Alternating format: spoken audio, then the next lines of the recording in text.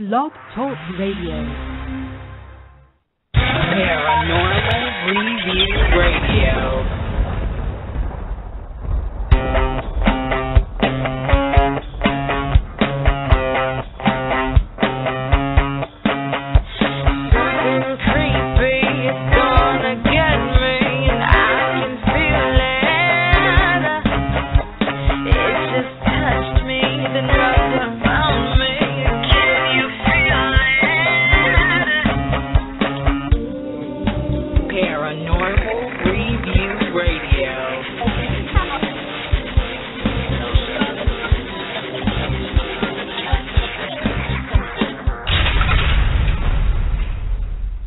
Hello and welcome, everyone. It is Friday night, and you are listening to Paranormal Review Radio with your hosts, Anthony Agati in New York.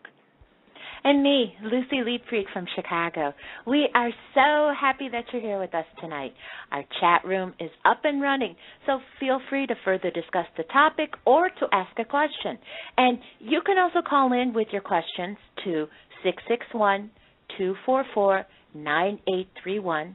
Make sure you press the number 1 to get into the queue. Now, if you lose sound on your player, just refresh your page or log back in. You can also send us an email at paranormalreviewradio@yahoo.com. And don't forget to check us out on our Facebook show page. Okay, everyone. I want everyone who's listening right now, close your eyes. Everyone listening right now, close your eyes and listen to my voice. Take a minute and do that. I want everyone listening right now to clear their mind. Take a deep breath in and let it out. Take everything negative, take everything non-essential, take everything you have been holding on to tightly in your mind, all the bad thoughts, all the I can't phrases in your head, and release them right now. Let it go. I want you to release all that stuff that is holding you back and preventing you from opening your mind. Take that out of the heavy backpack you've been carrying around and put it in a bin that's right in front of you. All your worries and negative thoughts are now in this gray bin right in front of you. Drop them in one by one. Now that the bin is full and your backpack is empty, the feeling on your shoulders are much lighter. You have more energy, more strength. You are free to do and act the way you want. Now picture that gray bin full of all your negativity and worries being tossed into a river and watching it float away. The bin is getting smaller and smaller as it is being carried away by the blue waters. It's getting smaller and smaller, and it's now impossible to see anymore. The bin is now out of sight. Your mind is now clear, free to accept anything you wish. Stay in that feeling, in that moment, and breathe in again, and breathe out, letting it all out. Now open your eyes. Tonight we have a very special show. Rion DeRouen, a light worker and warrior, will explain to all of us how we can accept who we are and what we are and ascend to a higher realm, a higher dimension, by understanding the planet and the dimensions we all are living in right now. The planet is changing, and so are we. Some are just not tuned into it correctly. Rion will also talk about some astral projection techniques we as beginners can do and show us what we all possess to achieve this inner peace. Rion is the founder of Anomaly Entertainment and the website unitethecollective.com, as well as numerous videos on YouTube by Rion Orion 7. Please help me in welcoming Rion DeRouen. Hey, Rion, how are you? Hey, good. How you doing, brother? Good. Hello, Rion. So, hi, Lucy. How are you? I'm fine. Welcome to the show. I know. I'm super excited. I got a bunch of multidimensional beings sitting next to me, and we're going to make sure you guys get all the answers you and your guest require. Awesome. Excellent. You know, it is so good to have you on tonight. So why don't you start off by explaining to our listeners who you are and what has been your journey into this world? Awesome. That's quite a question. Here we go. Well, I first, how did you process the last 3 years of your life and go? Well, I woke up March 16th, 2:38 p.m. on my 29th birthday in Manhattan Beach, California. My third eye turned on, my multidimensional sight turned on, and from that standpoint, my reality changed. I learned about many of the things a lot of people read about in books and stories. I was actually experiencing for real. A lot of the things in, I don't know if you ever watched the movie Constantine, but a lot of the stuff is not how it is in the books, right? Mm-hmm. Because So when I woke up, the process was quite exhilarating, as well as married to your integrity and morality of specific skill sets, which I was beginning to learn. When I woke up, the level of frequency that I was not used to was increased, meaning that the actual vibration of my vessel, my body, was being raised. And I was beginning to do things kind of like on autopilot, I call it, if you guys are familiar with my videos and some of the stuff that I try to share with people. A lot of the stuff that they fill in the blanks with in your consciousness has to do with some very subtle techniques, which I'll go over with you guys and your listeners tonight. And it starts there. And I really appreciated your opening meditation. That was awesome. Great, and I thank feel you. That was awesome. I was right there with you. I'm sitting in my pyramid over here in Sedona, and the journey for some of us in action. Here we go. Well, astral projection for me was the key. My first skill set I attained was obviously my eyes. I could see before I could hear. So imagine seeing an 8-foot multidimensional being standing in front of you in the den or in your bedroom, and you have full cognitive visual with no audio. It wasn't until about 4 to 5 months later that my throat chakra turned on. Many gifted beings and many healers have experienced their hands being turned on. Very powerful healers, they feel like a tingle, almost like an electric shock kind of coming out of their hands when they're working on somebody. I like to think about, healers are really good at the hands. I like to think, more a clairaudience or channels are very good with their throat chakras. And obviously, those who have multidimensional sight, their third eyes are fully engaged. I wanted to tell you guys some stuff and your listeners that a lot of people don't know about the process that I went through, and I feel that'd be really cool for your show. Sure, go ahead. Yeah. A lot of people always ask me, Ryan, how'd you get your eyes? And I like to take this next 10, 15 minutes just to kind of walk through the process. And then I also want to talk about some of the biological things that changed in my body. Okay. When I was 19 years old, I first developed this technique called the candle technique, which you can find on DeRouen 7 or Rion DeRouen 7. I was to that one, Rion DeRouen 7, and how to astral project. I was in Italy. I was 19 years old. I was visiting with friends. And are you guys familiar with those magic eye posters that when you look into the poster, another holographic image, your eyes adjust and you can see the 3D image in the poster? Yeah, those always bothered me. Yeah, I love them. Okay, well, check this out. I was sitting in my buddy's house, and I was staring at a candle. I'm 19 years old, and all of a sudden, my eyes locked onto this candle in a very strange way. It did the same effect that the 3D posters do, the magic eye posters. And I noticed I could actually see the separation of where the flame actually, separated into the space around the flame. They actually there's like a 1 millimeter area around the flame that where the actual separation of energy from the burn hits the atmosphere. And my eyes locked on to that. Okay? moving forward, I, followed that with that. That what happens is it ingrains into your eyes, and the flame does. And you stare at a flame with the candle technique. And as you look away from the flame, you can see the little flame dancing around your room, as you move, around after you've ingrained it probably for about 7 minutes.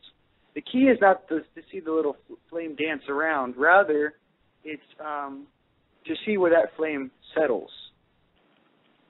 And where that flame will settle, right, is actually where your focus point is. I didn't realize the difference between 3D space and multidimensional space when I first woke up. I didn't understand many of the things I would like to help, my family, us family of starseeds and gifted healers and awesome Earth incarnates that are here together to help, planet Earth raise its vibration. And in some of the tests, that I went through, also wanted to share some of those too with you. But back to the third eye. I basically had this technique down at 19, and then I went back to sleep. Okay, life happened, All of a sudden, how that goes. I'm 27, 28 years old. I'm actually about 27 years old. I'm in college, and my inner voice said, hey, why don't you Google Astral Projection?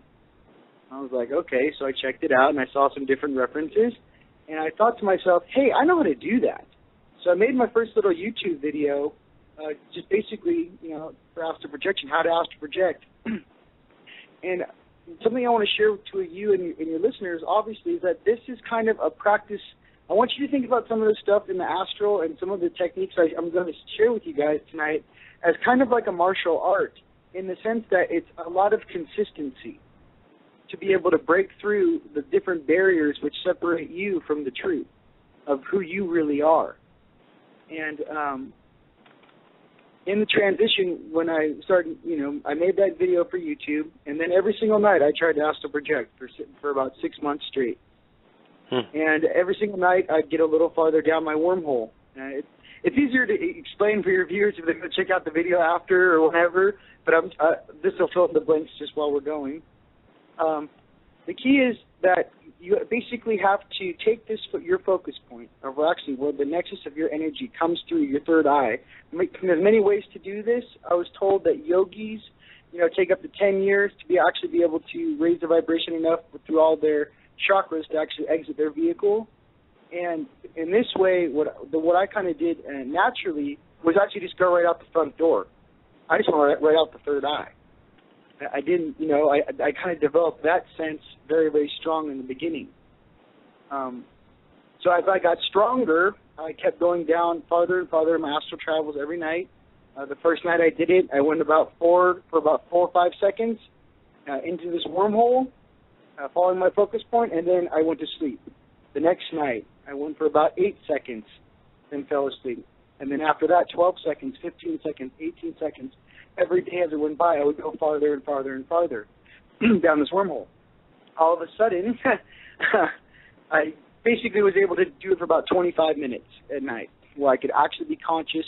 I would do right before I went to sleep.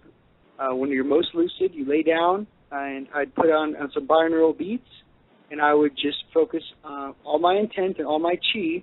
This is before I even knew what chi was. It's kind of funny. I was like, I don't know, but I'm going down this wormhole, and I'm going to see something, Well, so I kept going. Ryan, it's so funny. I don't know. I don't have a teacher. You know what I'm saying? It's like, it's so... Ryan, when you were first doing this, and you were, each day it was sort of like, a minute the first night, 2 minutes the second night, 3 minutes the third night. What were you seeing in those first initial stages? First initial stage is I saw a wormhole, basically not as high tech as any of these movies, but a very basic Tron wormhole. And these wormholes, which I learned later, can actually represent different chakras. And when I was going to see stuff, when I was actually would get really excited, and it wouldn't happen every night, is when my wormhole would turn red. And basically what I learned later was I was actually accessing the root chakra bandwidth and actually traveling on it. I didn't know that at that time, but the colors and frequencies you guys will see, and a lot of things you'll see in the astral, which I'll explain, can come at you from all directions. the main thing with some of the visuals you'll see is it starts off with the wormhole for me, and then when I got to the star field, basically time starts going really fast by you, very, very quickly, and all of a sudden it would come to a standstill, and I could actually Ryan, look. Yeah. I do have a question, okay? And your description, you talk a lot about the chakras, okay? In order for a person to start on this journey, do they really need to have a knowledge or be connected with their own chakras? No, I'm more of like an athlete in the sense of how I broke this stuff down for myself. In the way, in speed, I had to learn it. It was, like I said, having to learn, like I was practicing for the Olympics, and I didn't know I was. It was quite strange. All the things that you need to do. Okay, so balancing the chakras. Here's the first thing. We can do, I like this. I'll speak a little bit, then you guys just ask your questions, and I'll come right back. Okay. I'm like a thesaurus, you guys, all day, all night. How much time we have? You guys, we have about an hour.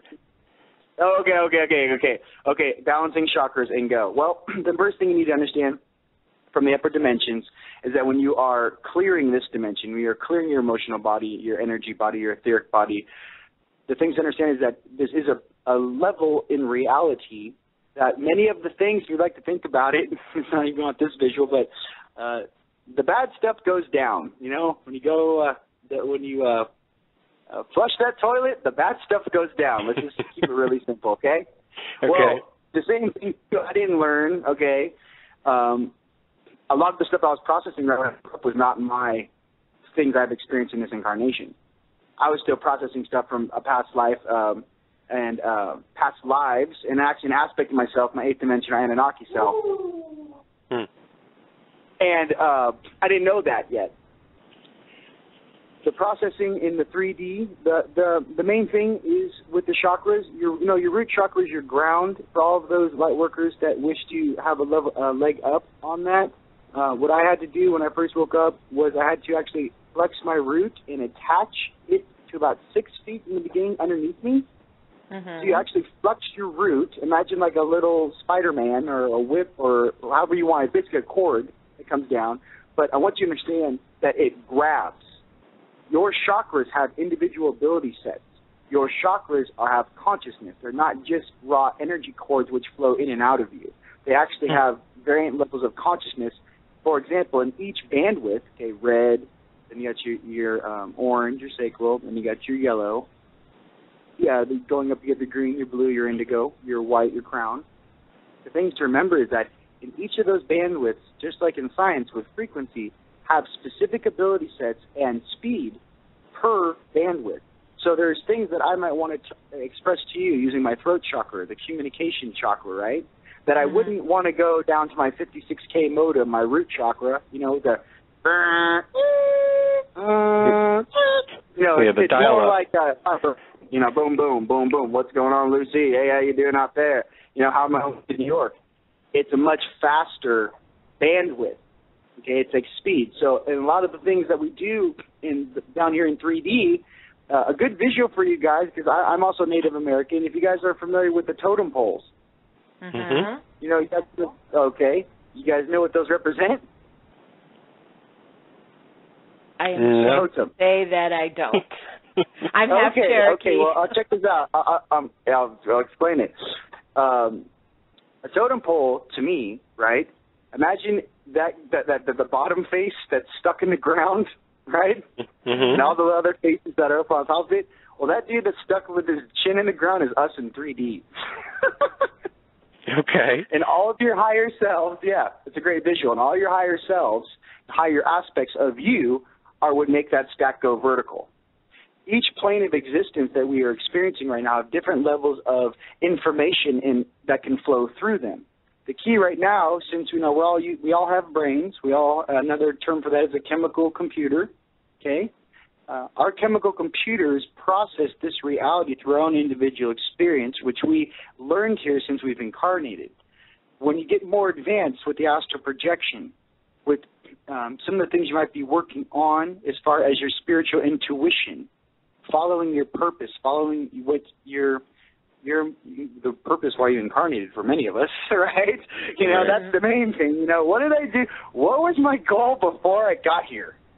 You know, when you start asking yourself those types of questions, right, the level and the speed of those answers depends on how fast your processor, right, your body, your suit can uptake the information. And right now, throughout consciousness and right now throughout our DNA, as our DNA is being activated by these cosmic and solar rays and many things that are unknown, right, to mass consciousness of what's going on, you know, they might just notice that their dreams are a little more weird than normal. You might notice that a couple of times during the day you have loss of time. I sat down in my chair and how did 40 minutes go by? Little teeny tiny things are happening in our daily experiences.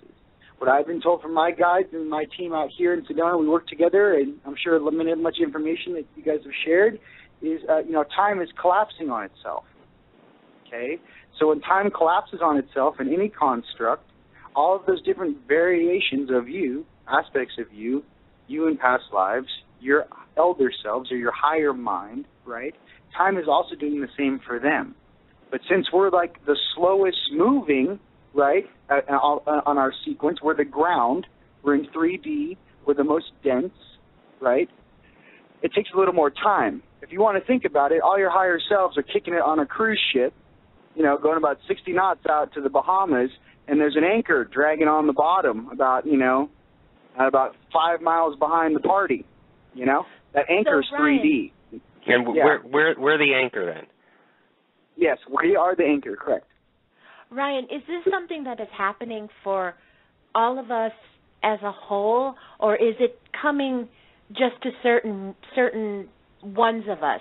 I mean, is this all part of the global awakening that is coming for us? Right. I'll explain. Yes.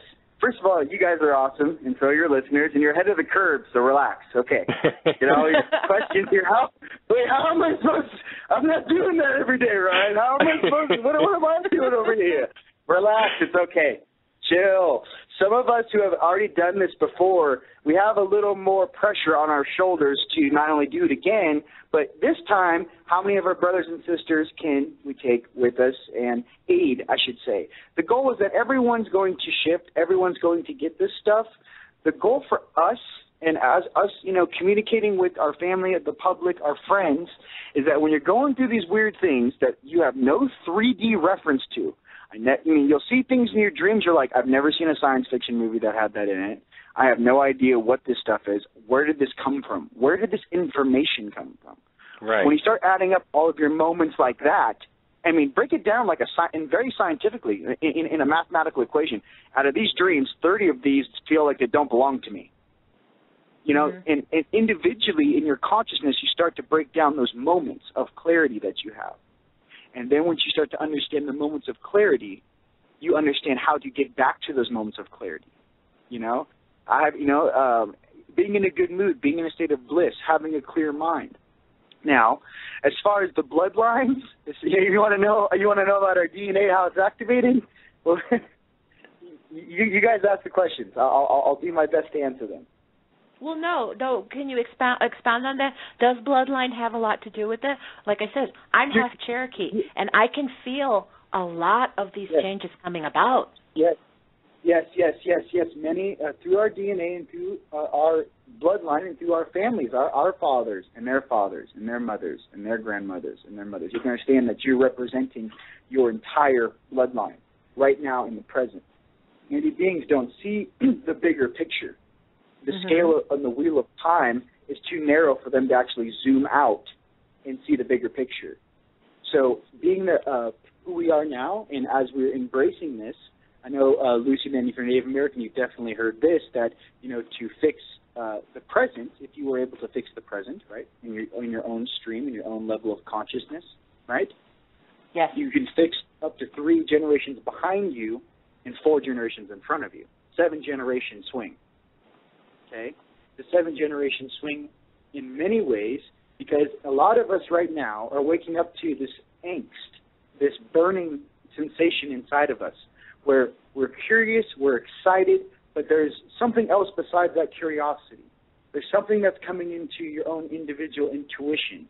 Your intuition, you're starting to listen to, everyone's starting to listen to their intuition more dearly. It's not a random thought. And I'm not talking about listening to your ego. That should be obvious for most of us. But, you know, it's that balancing the information as it comes in. And as that gets faster, and as you process more, then are you able to access some of these ability sets which we all inherently have.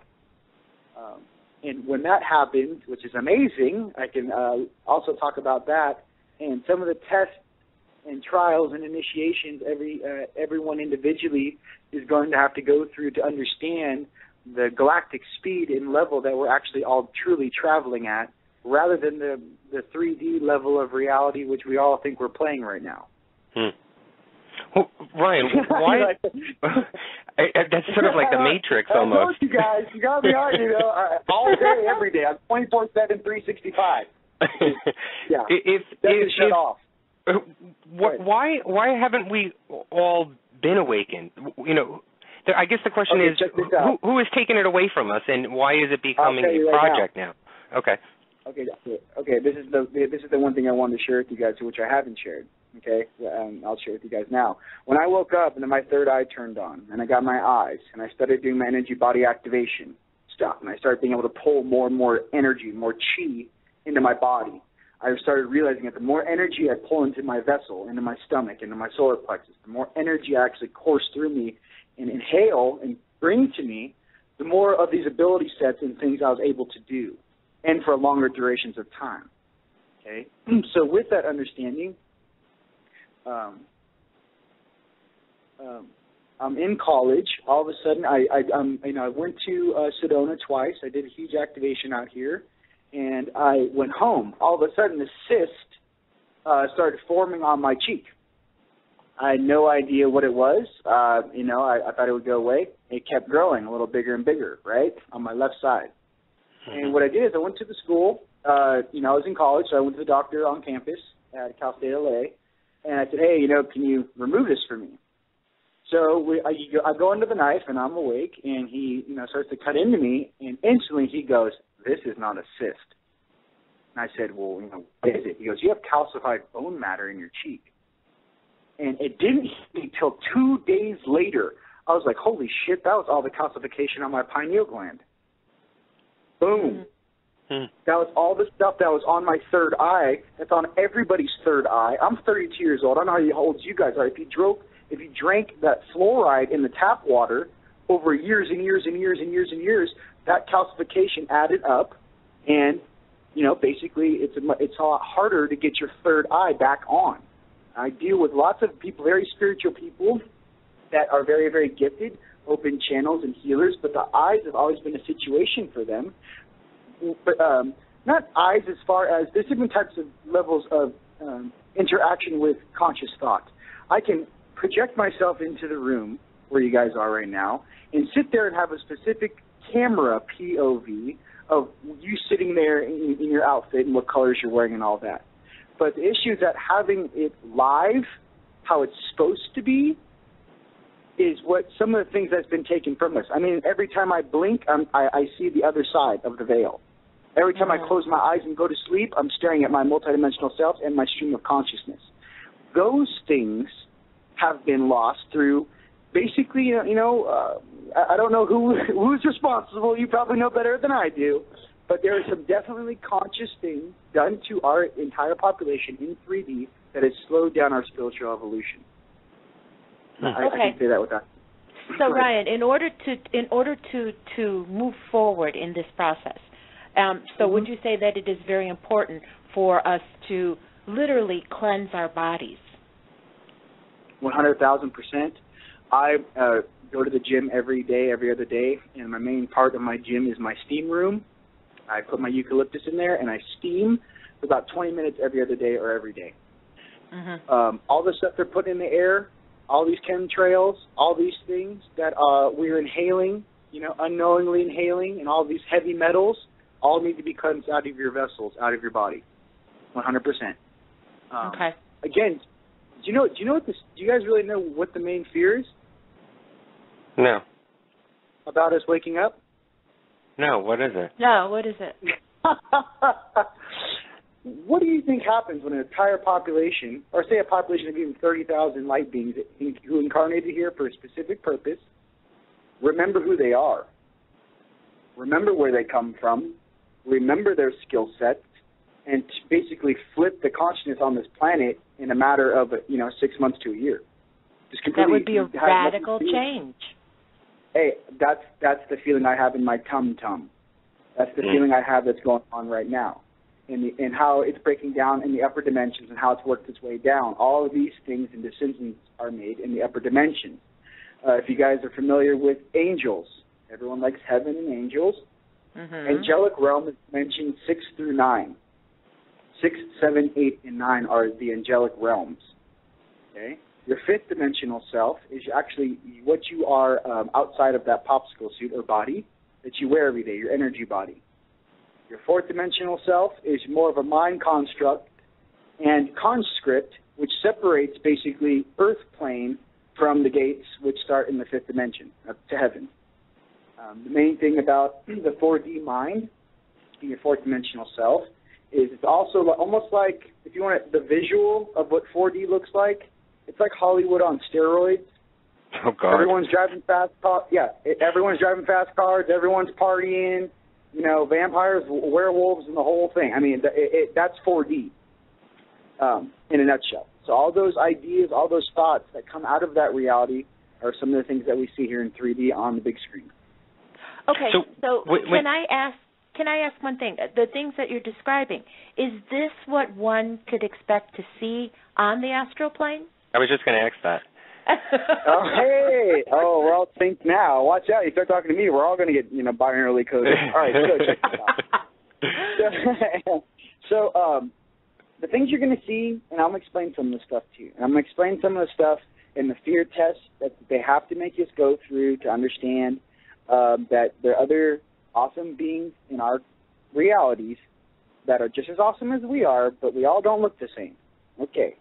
So in the astral planes, the things you're going to see in the beginning when you're doing the astral projection, you're going to see the faces. You're going to see you have angelic-looking faces that will come through in the astral. You also have more ET-looking faces that will come through. You'll also have some creepy ET-looking things, good and bad, from your perspective, which will also come through. The main distinction between who sees what and for how long is based upon how much fear you have. It's like a bully I'll explain here's one of my tests I'll give you guys that I had to pass. Bullies will pick on beings until that being swings back and knocks that bully on his ass. Okay? On this earth plane, when these earth incarnates wake up, okay, I'm sorry, I'm a light warrior. First and foremost, sorry, not light worker. I'm just kidding, light warrior. Okay, with me? All right, here we go. When you're dealing with some things in consciousness, which feel they have an advantage, okay, the advantage is that everyone in this population, the majority, is blind. Okay, you can't really see what's going on behind the veil. Well, they take that and they use that against us in an advantage format where you might be thinking about something or something comes into your mind. The issue is that you don't have the visual sight or sensitivity yet to actually understand that's not coming from me, that's coming from you, or some other being that's actually sending that thought wave to you. Okay? I've been on mission many times, and many times when we're going into these crazy tombs and doing our light work, I'm always have to deal face to face with what you guys would consider demons or bad guys or whatever that is. The issue is that I'm not going to tell you they don't exist. Yes, they do. I'm not going to tell you that it's all sugar plums and Skittles out there, because it's not. It's dessert. So what I will tell you is that, okay, I'm telling you right now, I'm going to be the first one to be like, hey, it's not kumbaya, my Lord, kumbaya. What I'm trying to say is the power of the light that we each hold inside of us is also and is our greatest asset, because bliss, love, forgiveness, appreciation, these types of things are what give you and get you that level of participation in the Ascension game that is directly due to what your purpose drives you to do. Meaning that they're not going to give class 5 racing lessons to someone who's just going to be driving to and from work their entire incarnation here. You understand? Yes. If you seek that knowledge for a specific purpose, your guides will come. And that's something that I want to share with everybody, the empowerment of following your own creativity and intuition to what you feel in your heart is how you can basically mass affect everyone around you in a positive way. And that's it in a nutshell. Kumbaya. I'm just kidding. Okay. We can go through all kinds of things. You guys are just, I'm so deep in the well. I left the floaties on the surface somewhere. I lost my floaties. Yeah, I lost my floaties in the pool. Rion, one of the YouTube videos that you have, because Lucy and I were going through a lot of them, and they were just amazing. But in one of your videos, you mentioned crop circles and a response that we received from aliens or extraterrestrials to a radio frequency broadcast that we shot out into space. Something about 3-strand DNA and our 2-strand DNA. Can you talk about that a little bit? 3-strand DNA equals a 5D understanding in consciousness. 2D, 3D, 2-strain, 3D, 3-strain, 5D. That's how I've been explained by my guides. Okay. That means I can rock. What does that mean? It's like FiOS. I can rock multiple bandwidths, multiple dimensions simultaneously while existing in this plane in my suit. I can monitor 2 or 3 different things at once. I can perceive on 4 or 5 different bandwidths at once at what's coming at me or what I'm feeling from another individual. The level of interaction is based upon how your suit, how your function. I mean, think about it, how your body, functions. What's the difference between a high school runner and an Olympic runner? Well, the Olympic runner just took that work ethic to the next level, right? Same way with your spiritual and energetics and how you carry yourself and in your understanding while remaining balanced. Many of the things in tests we're going to go through and are going through, it all starts with clearing your 3D reality now. That means little things like the girl that was when you were 16 that broke your heart, okay, or the best friend that you got in a fight with when you're 18 and you haven't talked to since, or your mom or your dad and any conflict that might have occurred. All of these things get added up in your experiences. And then you start breaking them down one by one. How? Forgiveness, appreciation, lots of phone calls. You basically need to clean up, and everyone needs to clean up all of those things that we keep sweeping under the rug, right? And bring these things to the forefront, process them, and then clear them, as if they never were, rather from the mental experience of what happened, but that emotional attachment that it has on you. So when you think about it, it gives you that weird feeling in your stomach. That stuff needs to go. So anything, and everyone has many experiences, and I've talked to many, and I've also had some pretty, dramatic experience, obviously. But the issue is that to understand that does not have to run on a loop in your 3D existence, in your mind. That really has no place any longer in this consciousness. For as you raise your vibration, those frequencies can't, and those frequencies which represent those emotions can't come where we're going. It's like we're all walking out of a swamp of sludge, 1 foot at a time. The sludge is 3D consciousness, and we keep putting 1 foot in front of the other, and every foot we get away from this, sludge, the better we feel. Okay? A lot of this karma, too, that is not only just your karma, but sometimes, families pass down karma. You guys familiar with the Bruce Lee story? Mm-hmm. Yes. Okay, well, Bruce Lee was from Orion. All right, check this out.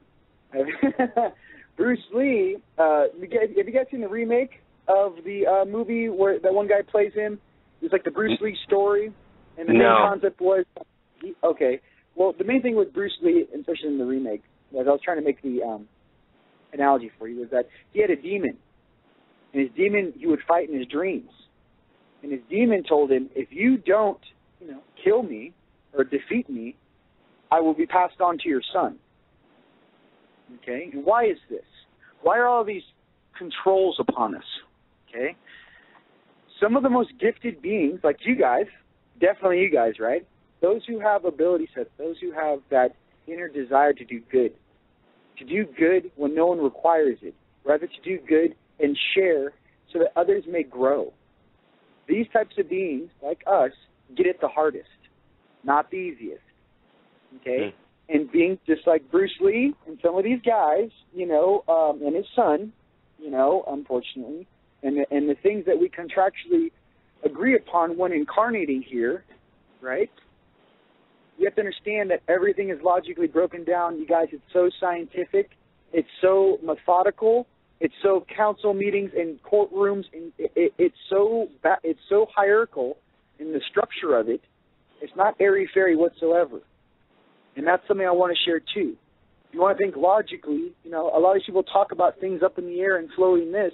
If you see the real thing, it's not airy-fairy. It's very in your face and very real for you.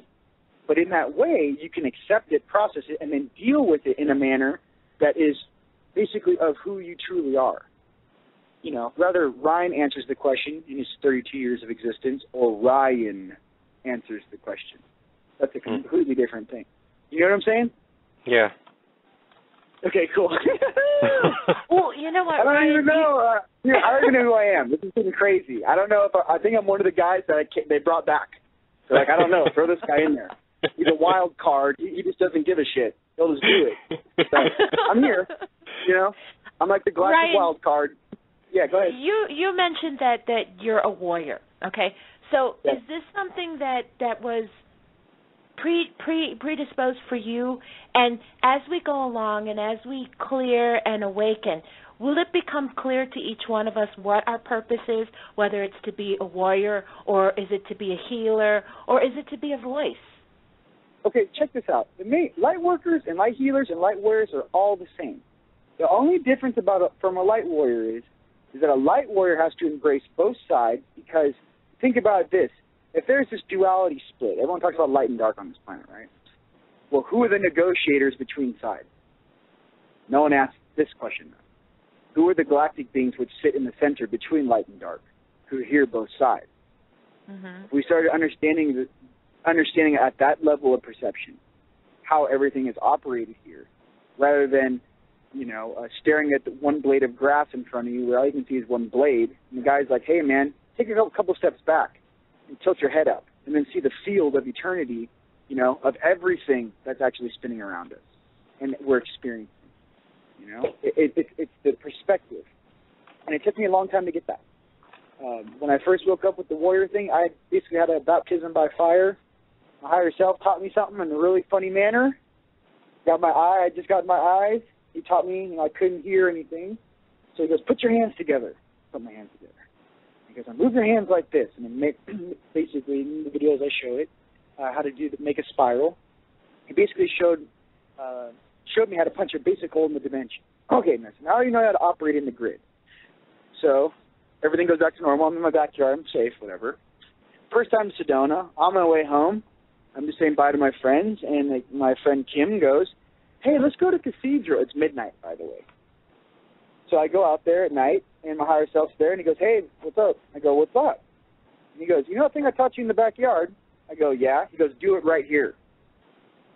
And I did the same thing I did in the backyard, and, a wormhole opened, and all these beings and things started, souls started coming through the ground. Many of them were smiling at me, white, were awesome, amazing. And then what happened was my inner voice turned on and it said everything out. And when that happened, the last 6 dudes that popped out of the hole were bad guys. Okay? I'll tell you a little tip on the other side of how they control the souls. Why not? Just keep it advanced and intermediate, right? Mm-hmm. If you want to think about it, there's doormen. When you pass and you cross worlds and you're on the other side. Imagine you're on a stream of consciousness in which that time sample, which you feel comfortable with, you still are able to exist on, if you choose that. Now, there's still doormen that hold those spaces, make sure no one runs or gets away, or vice versa. The situation is some of these doormen, they pull their energy off of the beings that they're basically guarding, and they don't want to give up control of those beings, right? So basically, when I pulled the last 6 dudes that popped out of the hole were those guards, and one of the guys came out. He was about 6'4", Native American tomahawk glowing blue. Looked like a 17th century full-blown Native American warrior. Tomahawk out and everything. Pops out of the hole. He swings for Kim. I throw out of the way, and he hits me in the gut. Mind you, she saw it, I saw it, and my buddy Tony. 3 people that saw it. And basically my higher self and I, put the hurt on him. Bam! Whooped on him. And everything was good. But right then and there, I realized that all this stuff is real. I never could go back to, I'm 3D Rion from Manhattan Beach, and I like to, surf and play volleyball. I love that aspect of myself, but it changed. I saw it from the other side. And a lot of us who are going to see it from the other perspective, right? That's a very rare case, you guys. By the way, it's not all going to be like that. You're like, what's going on? We're going to expect something to come from the ground. Okay, I'm in Cathedral at midnight. You guys know Cathedral. It's a special rock in Sedona, a mountain. It's a very sacred place, like the center of the multiverse around here. And it's not relaxed. But I wanted to tell you the extremes, because you're like, hey, if I tell you this is as bad as it can get, it's not going to be that bad, right? It's going to be nicer in the middle for a light worker. Hey, the angelic, the Palladians, amazing. Healers, amazing. Andromedans, amazing. Arturians, amazing beings. Arturians taught the Palladians. Orion Council sits on the stargates and basically controls the freeways in and out of here. Very simple. It's like everyone can relate to driving on a freeway. Well, imagine they're a toll booth. Well, there's toll booth to this galaxy and to our sectors through the Orion Gate. Those beings basically monitor and watch that gate. A lot of the incarnates here right now are here, unbeknownst to themselves, by stuff that happened a long, long time ago. A lot of the stuff was during the Orion Gate Wars. A lot of the stuff was during this this turmoil throughout our sector in the galaxy, and basically what we went through, all this stuff in history is being brought back to us. You guys heard about the Bosnian pyramids, right? Yeah. Okay, things like that. People that you tell us, oh, the pyramids are only 7,000 years old and the Sphinx is only this. Yeah, well, they found the Bosnian pyramids are 25,000 years old. They got white marble floors leading up to the causeways. Explain that. There is a Sumerian, there's a pillar in a vault in Samaria, in old Samaria, where they went into these catacombs and they basically found a laser engraved symbol on this pillar that there's no other way it could have gotten there. It's like 15,000 years old. Can't explain it. All of these things that can't be explained are going to be explained in our own individual and collective way, so that we all kind of go through this transition together in remembering who we are and the most positive things and aspects of who we are. That's truly the choice. Do you want to remember all this negative garbage, right, that you can't take with you anyways, if you really want to go? Or do you want to focus on the things that bring you happiness, that bring you joy, that bring you creativity, that brotherhood, that sisterhood that we all have and feel, especially on the flip side? I call it when I go to sleep at night, and definitely my friends, I'll see you on the flip side.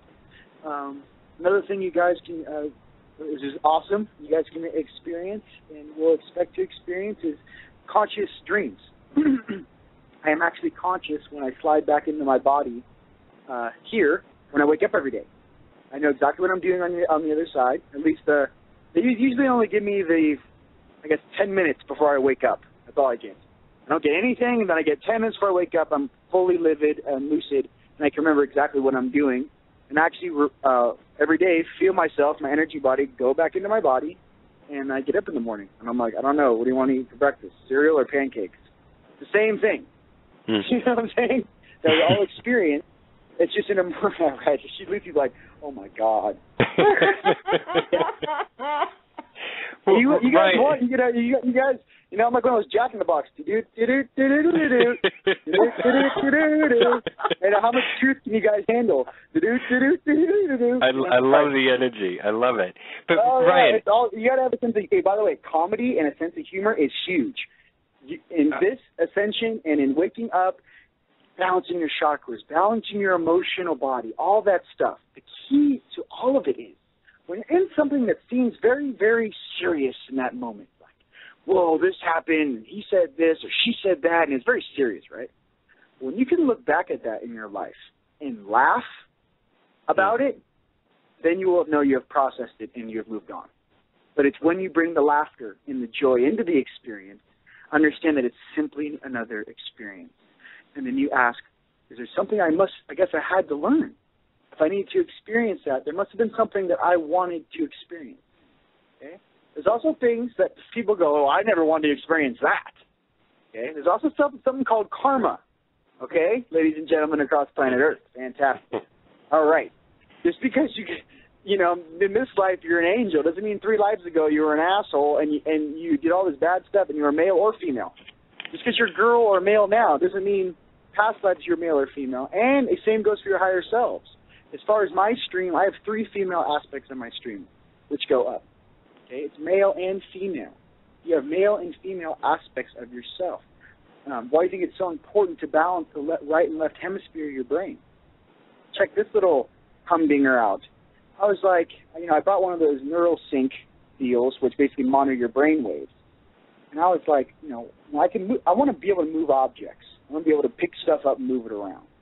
Well, we're working with my higher self, and what I got was to move an object. He goes, Ryan, your right and left hemisphere of your brain must fire at the same exact time to grab something and move it, not one or the other. So people that are, you know, right-handed and left-brained or left-handed and right-brained, but imagine that skill set only exists when you combine them, right and left at the same time. Boom. Little tricks like this no longer exist for us. We don't have sifus. I didn't grow up in China eating rice on a mountain. You know what I'm saying? I didn't have my kung fu master teaching me all this awesomeness. Right. No, we grew up in the Western world where we're basically taught and raised, you know, as a marketing tool for these, you know, whatever you want to call them, right? And all these truths and strengths and things that we can remember and pull from our own consciousness and bring back into consciousness full circle. That is what's happening right now. That is we get a lot of questions, or we get a lot of people that say they are really into astral projecting. They really embrace the topic, the technique, the idea of it, but are having a hard time actually conducting it. Is there a simple technique or something that they can start off to try and accomplish for those newbie yes. beginners? Okay, let me. Your breath. I wish you guys had a camera on me. It's kind of like a, you know. Okay, listen to my body move on the. I'm just kidding. The radio. Let me think. Okay, intent and will. Okay. When you will something in your existence, or you will yourself to remember something, it is a much different thing than trying. And I want to explain this to everyone who's listening to us right now. And when you will something into existence, or you will something to happen, it's something that's much deeper and stronger that happens inside of you. And when you ask higher self, I would like my third eye activated. Ask that 4 times in a row before you go to sleep. Higher self, I'm working on my astral projection. Please aid me in doing so. I really want to do this. This is what I want to do for the next, 2-3 weeks until I get it. I want a higher self, higher mind, whatever vocabulary, vernacular, speaking to all now. Okay? I would like to remember who I truly am. I would like to remember why I'm here. I would like to remember some of the things I may have forgotten along the way. These are the deeper things which run that engine inside of you. For the third eye, what I like to do for an extra boost is you squint. Okay, basically, you're looking dead ahead. Say you're sitting in your chair. Tilt your head down about 1.5 inches, where basically your chin comes down, almost not touching your chest. Basically, your chin comes down about halfway before it touches your chest. You flex your abs. You push the chi up your energy cord, right? Past your heart, keep going up, all the way into your forehead. You squint, you lock onto your focus point, and you through. That's why it's hard to do it on the radio, but it's everything that you have focused on one point in time. And then you basically poke the hole, right? It's like a balloon. You basically took the needle and poked the hole in your reality. So you're beginning to see on the other side of that veil. Okay? And as you get stronger, that hole gets bigger. And as you get stronger, your higher aspects are able to interact with you. Do the binaural beats help aid in that factor as well? Yes. You know what's so great about the binaural beats? It's something to listen to that aids you in that vibrational awareness, and it also keeps you awake while you're astral projecting, so you don't just drift off to sleep. You know? Okay. If you want to try to do astral projection every night, put on a soundtrack that's at least 40 minutes long. So you know, like, hey, regardless, when this thing shuts off, I can only do it for 20 minutes. It's going to be on for 20 minutes, then it shuts off. So try to govern your practice around what songs or playlists you load in your dream time or when you're about to go to sleep. Okay. That's one of the things that every time that I've tried, I have fallen asleep.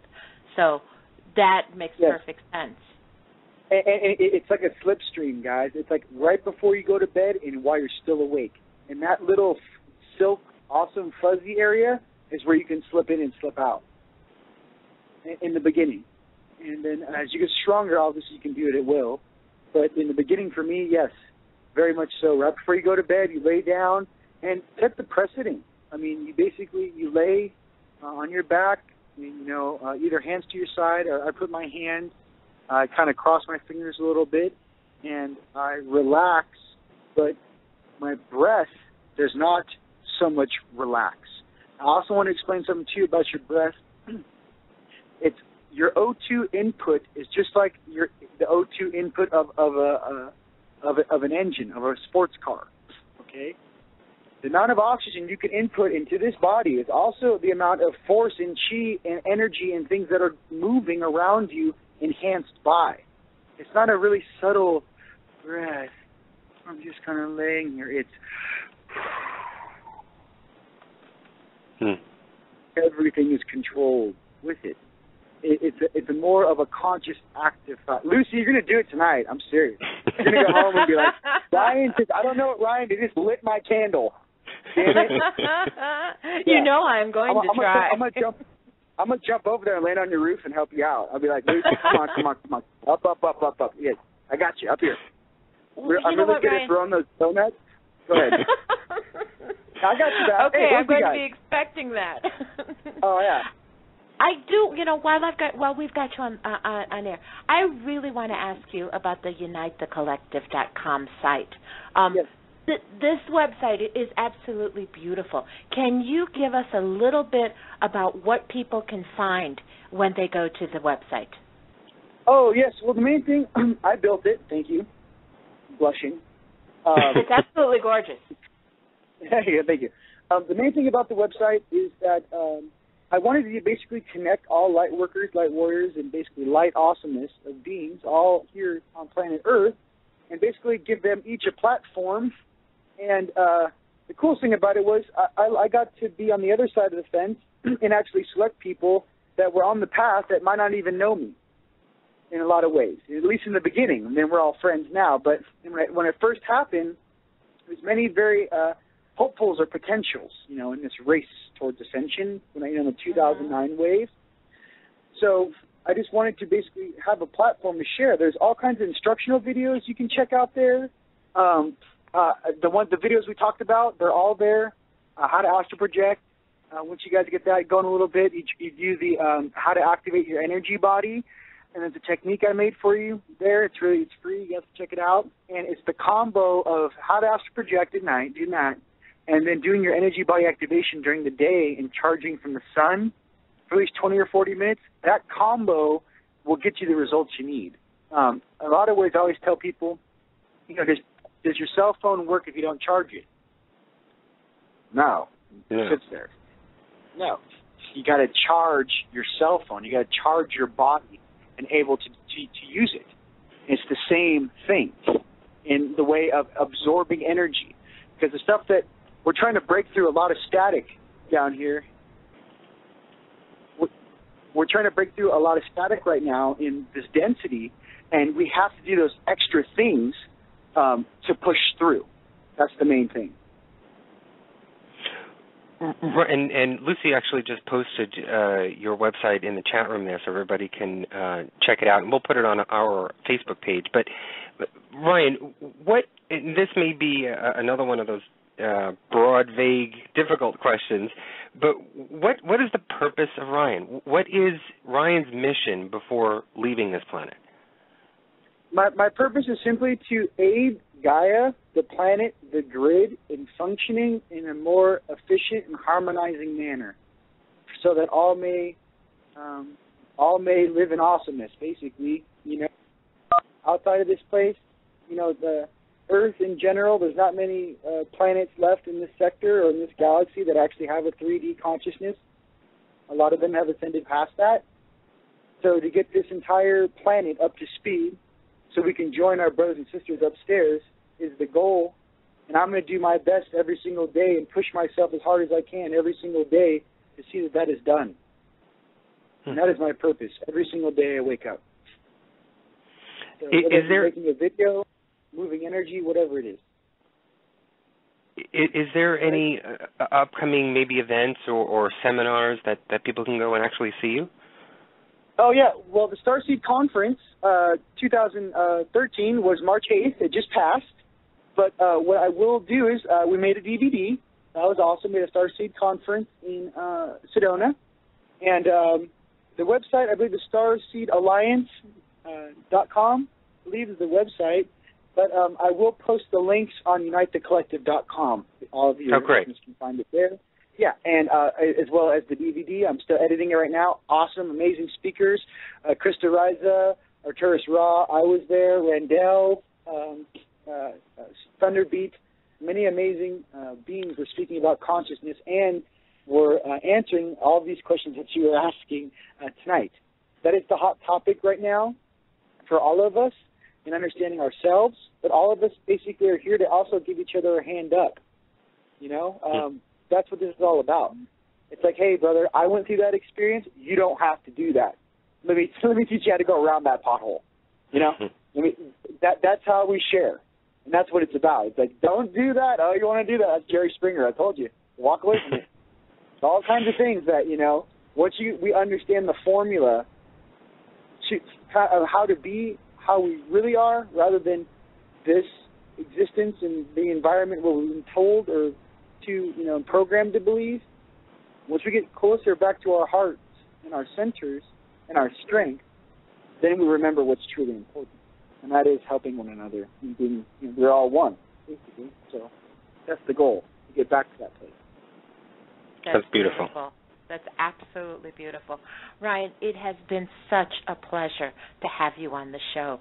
So you guys are awesome. Hey, whatever you guys do. Hey, I hope we get all kinds of things. You're like, oh, tell me about this. Let's do it. I'm game. You guys need me, I'm there for you. Whenever. Awesome. That's wonderful. Before we go, is there one thing that you want our listeners to take away from tonight's show? Or is there something that you want to leave with everyone else to think about or to understand?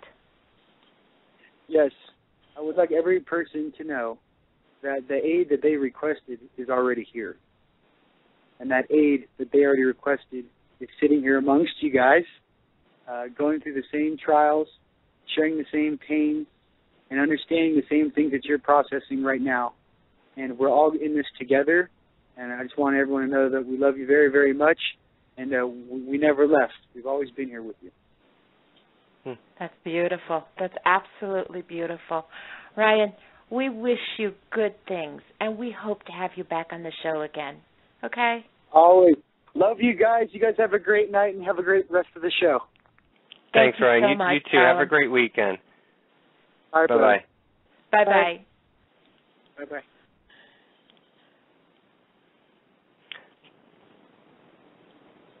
I'm waiting for you to respond. Where did you go? I'm here. You know what? I am just like, I'm speechless. I'm like in awe. It's like so much energy to process, but then again, so many things that are so familiar from things that we've talked about, like with the Monroe Institute. And what really popped into my head was when we talked to Laura Eisenhower, when she was talking about the awareness and Gaia. And Gaia, and the cleansing and the chakra. And it all does make sense. It really does make sense.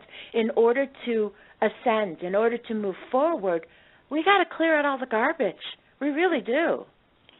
I think because maybe, I had a crazy week and my brain is fried. But maybe 50% of what he was talking about, I think for me, went over my head a little bit. But there were some points that he did make that were pretty outstanding, pretty phenomenal. And I think at the same time, simple but yet complex, if that makes sense. Because he was talking about the cleansing and the awakening and understanding who we are and questioning who we are, which made sense. But then again, the question arises is, how do you do that? How do you find that? How do you get to the point where Ryan's at, where he's able to, first of all, have the conversations with his higher selves and be in that, I guess, lack of a better word, zone, to be able to channel that and to be able to, accept that communication coming in. That's what's complex to me, and that's what's a little bit difficult. But the actual process itself seems to be very simple. It seems to be something that we all own. It's just a matter of, and as he was saying, it is just unlocking it and opening it up within ourselves. I think what kind of clicked with me was the fact when he talked about intention. Not saying that I'm going to try. It's asking your higher self to help you to get to that point. Because I know for a fact that some of the things that he was talking about, he says that he just opened up, his third eye just opened up. Well, I know for a fact that doesn't happen to all of us when we ask for it. So maybe part of this clearing needs to be to release that fear, to release the fear of what's going on the astral plane, to release that fear of not being able to do it, and to actually sit and say, okay, I'm going to do it, but I need to prepare myself. I don't know. It's hard to explain, but a lot of the stuff did click. It really did click. We did a show, maybe it was about 4 weeks ago, or maybe it was a little bit more than, a little bit more than a month ago, and we touched on quantum physics a little bit. And the idea is that we are all one. We are all singular. We are all connected in a way. And it's basically down to I believe it was the atoms, the electrons, and it was basically going back to the Big Bang Theory and how we were all born from that. And all of that matter and all of these electrons and molecules, I may not be saying the right words, but all of these fragments, all of these pieces that came from the Big Bang, separated, but yet we're all connected because how our body works and how our energy works is reflective of how your energy works, how my friends' energies work, how the listeners who are listening right now, their energies work. And they're all communicating in a way that, to me, I have no idea how it's happening, but they are. They're all moving because my electrons move to a certain area, then Lou's energy moves in a different area, or it's Red, or it's Sharon's energy is moving in a different area. It's all sort of that domino effect. And so because that happens, we're all connected. We are all one. And that was mind-blowing to do that show. And I wanted to ask him if that was the same effect, if that's the same, theory in this whole idea of multidimensional aspirations and beings and entities and all these levels. If that does exist, I don't know if he mentioned it during the show. I don't know if you've heard that part if it did come out and I missed it. Did you, Lucy? He kind of touched on it, but he really didn't go into detail about it. But one thing that did pop into my mind as he was speaking was I kind of related it to the paranormal investigation. You know how when we go to locations and for some reason we always seem to make a connection. And I think that might have something to do with being open, with being aware. Why is it that we can connect with whatever entities or beings that are there, even though they're in a different dimension? For some reason, we've always been able to make that connection. Is this all the same? Is this all part of the same thing? Well, I think he mentioned it. He mentioned how you have good intentions. If you yourself carry energy, light energy, white energy, the energy within you is good, that is a mirror to the others in the other dimensions. Wow. Sorry, I just got distracted, Lucy. My door. No. Seriously, my door in the room just closed, and and I just saw a shadow on the bottom part of the light coming through the doorway. Yes. Like somebody was out in the hallway? Yes. Okay. Never mind. Keep going. Okay. But do you see what I'm saying? I mean, this connection. I know for a fact that your intentions are good. I know for a fact that you have kind of like that open frequency to the other side. This is one of the reasons why every time we go someplace, we do make a connection.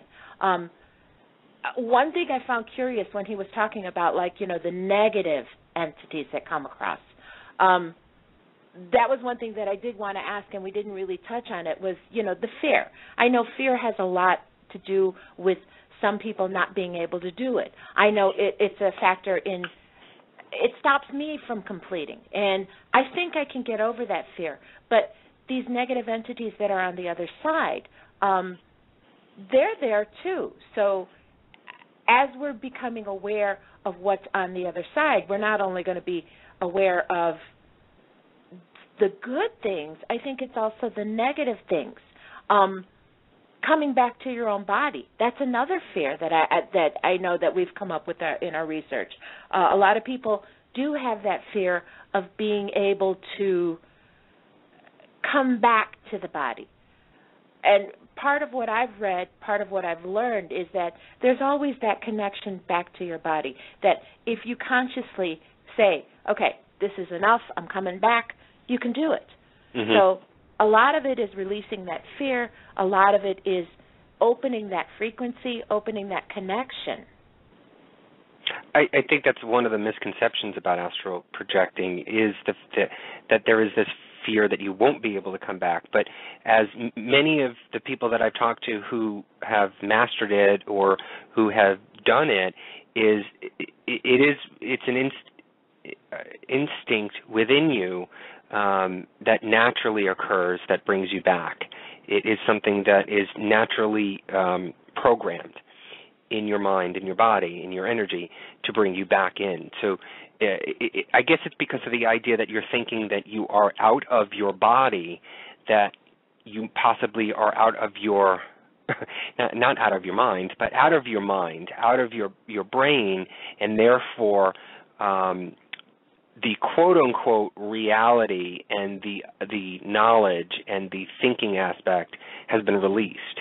And so the idea of that, people having that theory, is the fear that they won't be able to come back, to think to come back, to say to themselves, come back.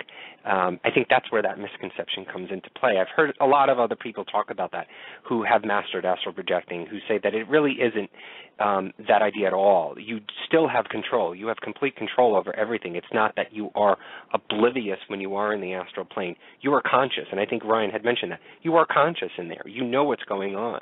You are remembering things. You are seeing, feeling, touching, hearing, tasting things all around you. It's the same as if you were in this quote-unquote reality. And that was one of the things that was kind of confusing me a bit because he was getting a little matrixy. The idea that this is not the reality, that in between him blinking his eye, he saw the other dimensions, or he was actually visioning and seeing what was going on outside of this 3D or this third dimension area. It just freaked me out a little bit that it sort of, that came to mind, was that the movie The Matrix, that this is not real, that we are just programmed, and that there's our life on the other side. Our life is happening somewhere else, actually. Well, it you know what? I want to say my interpretation of that is that yes, there is a different reality, but it's that different dimension. It's those other dimensions that we can't see. What we see here, like he said, this is just a shell. Our bodies are just shells. It doesn't change the essence of who we are. And we are the same person here as if we were going to be, as if we were able to go to that different dimension. You're still the same being. You're still the same consciousness. But it's just, it's literally moving that veil. It's that veil that's in front of us, and we're just moving it aside so we can see what's there. And maybe that's what it is. I mean, I understand the Matrix reference, and believe me, trust me, I've watched that movie so many times. I can recite it by heart, but that's probably the easiest way to put it, to understand it. Not that there's a whole different scenario or anything. It's how we are on this side and how we are on the other side. The whole playing field is different on the other side. So how we react, how we feel, how we experience is definitely going to be different on the other side. Now, if you are able to bridge that gap, of course, what you see on the other side, what you experience on the other side, is definitely going to be different than what's here. If we're out of our bodies, I'm going to assume that things like pain, things like stubbing your toe, you can stub your toe here on this side and you're going to feel pain. You go on the other side and your whole essence is different. You really don't have that physical ability to stub your toe. But what you might feel on the other side that gives you discomfort would, again, probably come from fear of being able to understand. I don't know. I'm rambling now. No, I mean, I think you have it. It's the idea, because this is our physical body. This is just a costume we are wearing. And I think within the other dimensions, and even when he was talking about, what was it? The 2 DNA strand, what was it? I wrote it down here. 2-strand DNA. 2-strand DNA and the 3-strand DNA. We are a 2-strand DNA, but the beings in other universes, in other dimensions, are more likely of a 3-strand DNA. And so their self is higher. Their self is not of a physical form, even though they may take a physical form. They're able to separate that, whereas we cannot separate that right now in the 3D world. They are able to separate that. They can form, from what I believe, they can form this material body, but their true essence is of a 3-strand DNA, which is of energy. And energy encompasses, I think, your senses, and most of all, its feelings. And so it could be the fact that fear is the pain that you feel, or it's anguish, anger, all those things. That's the actual quote-unquote physical pain that you probably do feel on the other side. But this actually leads to one of the fan mails that we actually received, and this was actually a couple of weeks ago, because we haven't done this in a while. But do you mind, Lucy, if I just read this one? No, please do. Because it brings up a good point to this topic, but I think to the paranormal in general. And so this is a letter from Janice DuPont, or DuPont. I'm sorry if I'm butchering your name. But she writes, Dear Anthony and Lucy, I'm not a skeptic, just more of a grounded person. So my question to you is this. How would you feel if when you die you realize that life does not exist after death and that all that you have done was a waste of time? Now, I'm going to let you answer this first, Lucy. Okay. How would I feel when you're dying, when you realize that life does not exist after death? Well, if that's the case, I would have no knowledge of it. If the end of my life on this plane, on this realm, is it, then it wouldn't be a question. It wouldn't matter because there would be nothing else. But to answer your question, Janice, I truly believe that there is something else. I know that there are skeptics, and I know people believe that this is all there is. But the things that I have seen and the things that I have experienced to this point in my own life, and again, going back to my own truth is my own truth, I know that there's something else out there. I don't have proof. I can't. Yeah, we've got evidence of paranormal happenings. We have connections in that. But I don't have anything that I can go up in front of a scientific body and say, here, look, this is what really happens. I only can speak for myself. And for me, I do believe that there's something else. Now, if you came and you told me, okay, Lucy, this is it. This is all there is. Well, I would be disappointed, but it wouldn't change anything. It wouldn't change my quest for knowledge. It wouldn't change my quest to find the truth. I mean, the truth that I'm seeking is not only on the other side, it's the truth in this life. Like Rion was saying, what is our purpose? How do we find out why we're here? If that's the case, why am I here? Why was I given the skill set? Why was I given this ability to look at things and to calculate what it is? It wouldn't change a thing for me. I would be disappointed, yes, to the point that there's nothing else, but it doesn't change what I'm going to do here and now. Well, Does that make sense? Yeah, it does. And, I mean, to your point, or to this person's question, if life does not exist after death, I guess what was she right? How would you feel if when you die you realize that life does not exist after death and then all you have done was a waste of time? Well, right off the bat, if life does not exist after death, I wouldn't feel anything because like you were just saying in the very beginning, you wouldn't know anything. If you're dead, you're dead, and if there is no life, then there is no brain, there is no activity, there is no thoughts. So therefore, you will not think anything. I wouldn't be disappointed. I wouldn't be anything. It would just be, basically.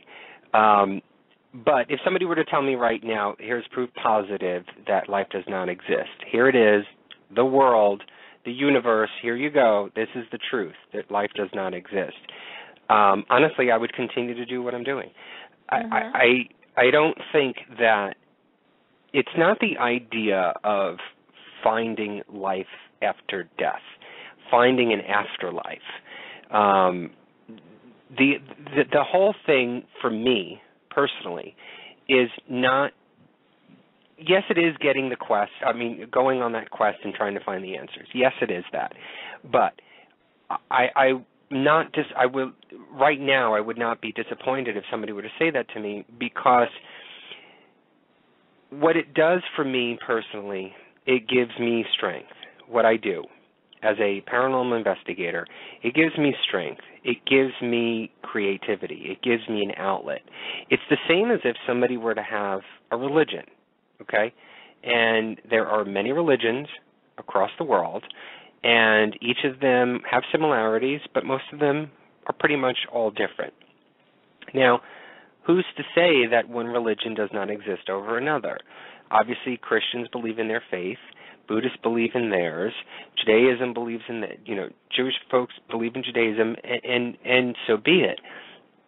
But we all know, if anything, only one of those religions exists, if that is the case. But yet people still believe in their faith, still understand and know that there are numerous, thousands and thousands of other religions out there that people believe in, and still continue to do what they do. I feel the same way about this.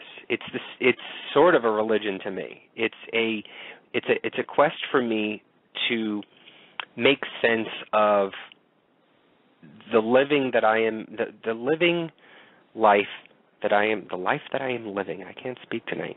The life that I am living right now, it is for me is trying to make sense in the purpose of myself. And it goes back to what Rion is saying, or what the purpose of what Rion was talking about before, about the ascension and the awakening. It is sort of an awakening for myself. It is the understanding of the possibility of things, the possibility of life, of humanity, of dimensions and otherworldly things that interest me. And so whether it's right or wrong, that doesn't matter to me. It's the process that I go through. It's the path that I take and the people that I meet, the things that I do along the way that will make my life whole, will make my mind happy, will give joy to me, and I then return that joy out to everybody else. That's the purpose of what I would do if somebody, or that's the thinking that I would have if somebody were to tell me that, life does not exist after death. It doesn't matter to me at all. And if it does, then I die, I go to sleep, and I don't have to work ever again. Beautiful. You know what? It is not the destination that counts. It's the journey that you take. And that's what it boils down to. I honestly can say, being a paranormal investigator, I have learned things from the dead that I've never learned from the living. And I don't know if that makes sense to anyone, but to me it does.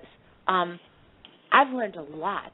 The more we go, every investigation that we do, I've learned something each and every time. And it's all part of my journey. It's all part of what I guess I'm supposed to be doing, because I've dived into it and never looked back. It is not something that is a hobby. It's not something that is just something I got a free weekend, let's do this.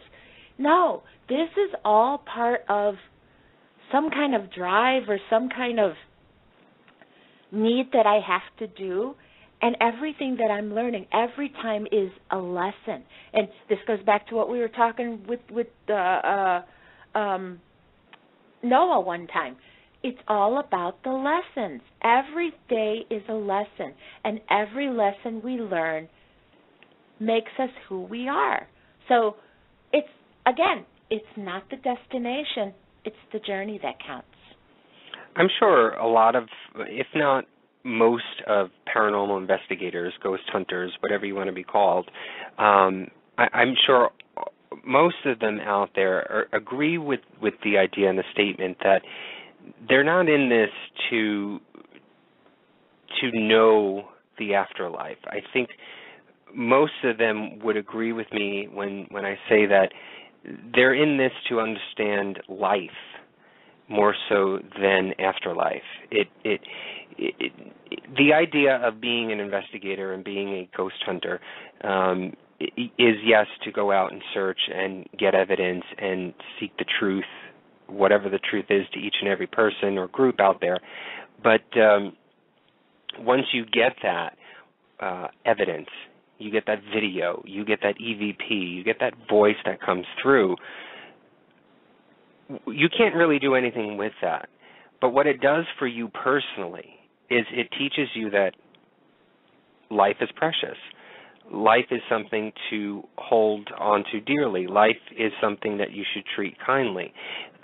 Things that you are doing now, as you go through haunted locations and do the investigations, you understand that what you do here, you carry over with you onto the other side. And so I'm hoping, and I think most investigators out there are thinking that same way, that, you know what, I've just encountered this horrible spirit who was miserable, who led a miserable life, and now is tormenting either a family in a home or this abandoned location or whatever it may be. And they're thinking to themselves, you know what, I don't want to be like that. I don't want to end up that way. And I think it teaches you how to live your life. And I think that is the lesson, if anything, so that if we do cross over and there is nothing there after death, then I know that I've lived a wonderful life, a beautiful life, a joyous life, a happy life, and I made good for what I did. There was a purpose for me being here on this earth, on this dirt, on this one planet in the solar system. There was a reason for me to be here, and the good things that I did led to good things for other people and helped them along their way, along their life, and along their path. Mhm. No, I agree. I do want to respond to Nell. Nell just posted something in chat that first time I don't agree with Lucy. The journey is important, but don't you journey to get to the destination. A lot of us don't know what that destination is. A lot of us don't know where we're going. It's all fine and dandy if you're born and you've got this map, which we do. We have a path set up, but we can change that path. We can change that map. And a lot of us don't really know where we're going. So for me, personally, the joy of living my life is discovering where I'm going. It's all the things that are happening. And like you said, every spirit that you encounter, if it's that negative spirit that has all of these issues, and for some reason they've carried it on to that next dimension, it is something to learn from. It is something to take back and say, okay, I don't want to live my life like that. Maybe something happened to them that just completely just ruined, the way they look at things. And for some reason, they're still carrying this energy, this negativity. I don't want to do that. So if I can learn from that, then that's wonderful. Now, I wish I don't want to know what my destination is, because it's this beautiful flower that is blooming every single day, and each day there's a new leaf and there's a new petal, and I guess at the end of my journey I'll see what the whole flower looks like. But in the meantime, I'm just enjoying watching it bloom and grow.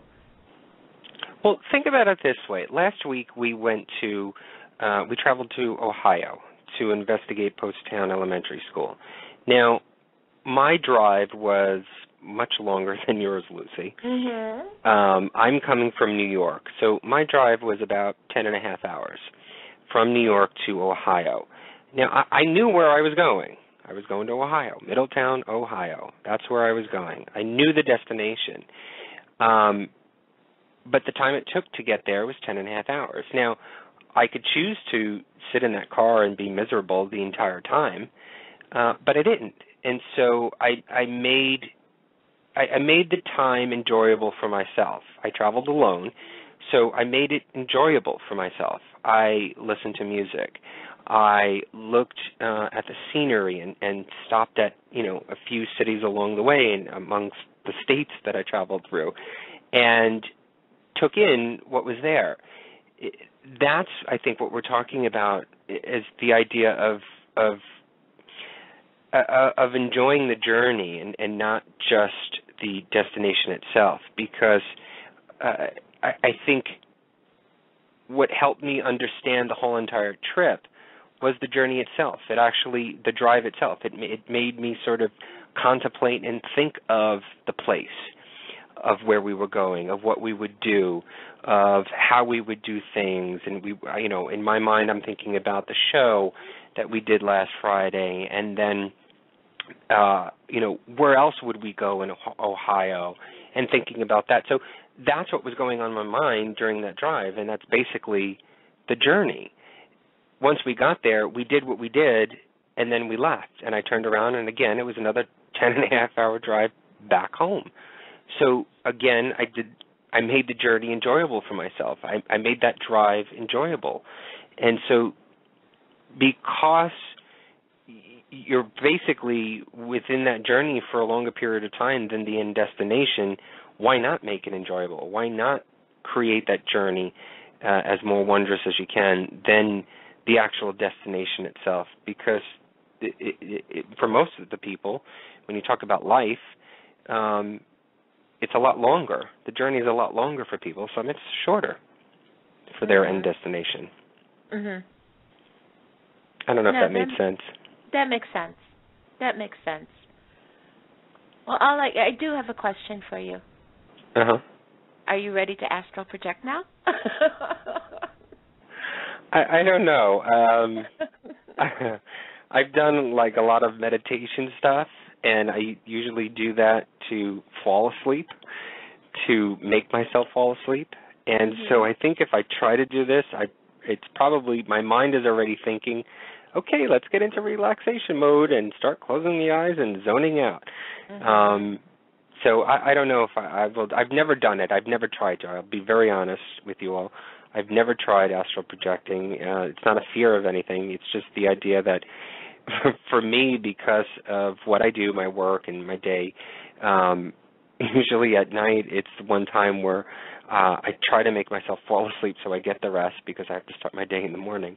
And so I do everything I can to go to sleep. I guess it's just been ingrained in me. But I may try it. I know you're going to try it, Lucy. Yeah, I have tried to do it, and I'm definitely going to try it again because I think I got a little bit different perspective on it. But I do know all my attempts up to this point have just caused me to fall asleep. That's the one thing. Now, you know me. I don't sleep. I mean, I have a very hard time sleeping. So for me, it's always been like this relaxation. I mean, if I really need to try to fall asleep, then I can do that. Well, I just don't want to use it as a sleep aid. I really want to experience it. I want to find out what it's really like. I know for myself, I know there's something else there. I know there's a different plane. So I would love to see it. You know, like how you say, like, I would love to take a cruise and see what the ocean looks like. Well, yeah, this is my cosmic cruise I want to go on. I want to take it all in, and I want to see the cosmic ocean, and I want to see what's there. It hasn't really been a fear. I guess the only fear is that I can't do it. But I think I've got a better understanding now. I'm not going to say I'm going to try. I'm going to say I want to be aware and I want to learn how to do it. Okay. All right, so do you want to move on to the Fan of the Week? Yes, of course. And this week, our Paranormal Review Radio Fan of the Week is Larry W. Gonzalez of Manteca, California. Now, Larry is a paranormal investigator who, after witnessing an accident, Larry saw the spirit of the victim in the crowd, and this began his journey into the paranormal.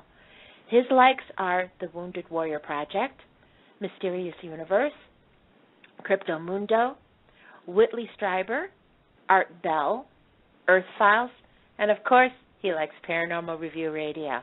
Congratulations, Larry. Thank you so much for being a fan. Yeah, congrats, Larry. And don't forget, if you want to be a Paranormal Review Radio Fan of the Week, just like us on Facebook, Paranormal Review Radio. Okay, well, you know what? We have so much that we're capable of doing both physically and spiritually. Most of us have not tapped into these abilities. Now, the coming period of awakening and awareness is our opportunity to connect with the earth and the things that we can do. Now, some of us, like Rion, have already made that connection to the amazing things that are possible. Are you ready? What are you waiting for? You know, this astral plane is wide open and it's waiting for you. We want to thank Rion DeRouen for joining us tonight and helping us to see what we can do to start on our journey of awakening. It was a wonderful lesson. So, you know, we did talk about tonight, we talked about the connection between, you know, the astral plane and paranormal investigating. Well, if you remember, last week we had the opportunity to investigate the Poasttown Elementary School in Middletown, Ohio. Daryl Wisman, Jay and Teresa Lynch, they were the perfect hosts, and they made us feel so welcome. It was a fantastic trip, and we have been going over hours and hours of recordings and video.